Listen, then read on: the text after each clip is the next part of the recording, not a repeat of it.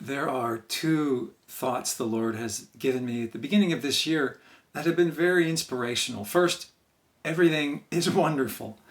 I've just had this sense that if you'll take the time and just look at life, slow down, stay in first gear for a little while and notice that things are extraordinary. Things in the created universe as well as things that are man-made. On Sunday, we were driving up to San Francisco and we left early to visit our son and daughter-in-law, and we were going through the San Gabriel Mountains north of Los Angeles as the sun was coming over the hills. And it was extraordinary. It felt like a movie where I could see like the electrons like lighting up, and the way there was so much beauty and intention and massiveness and all that was created, and the way it was changing moment by moment with the moving and rolling of the light.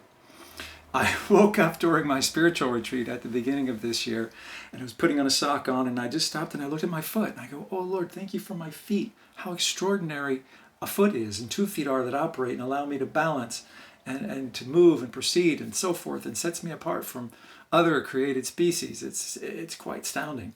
As well as man-made things, like God has given us purpose and we create things that function according to their purpose. So everything is wonderful if we take the time to observe. And secondly, everything is eternal. I yesterday woke up with this early thought, like in the darkness. And when I wake up with these unique and distinct thoughts, I really try to pay attention. And it was this thought: everything is eternal if we will do them in love. People are eternal, and our acts of kindness, love, and service can be very eternal as well. And that is as simple as taking the time to see the other person around you. Everybody needs to be named and known and seen and loved. But if we do that intentionally, whether that's in a grocery store line or wherever that may be, doesn't have to have a word being spoken. But we can communicate a great deal with the love, our kindness through our eyes. And then, of course, we can do so much more.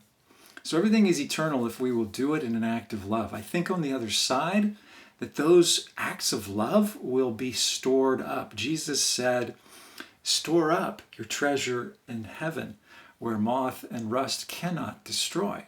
So we can send things forward, and they will be there when we get there.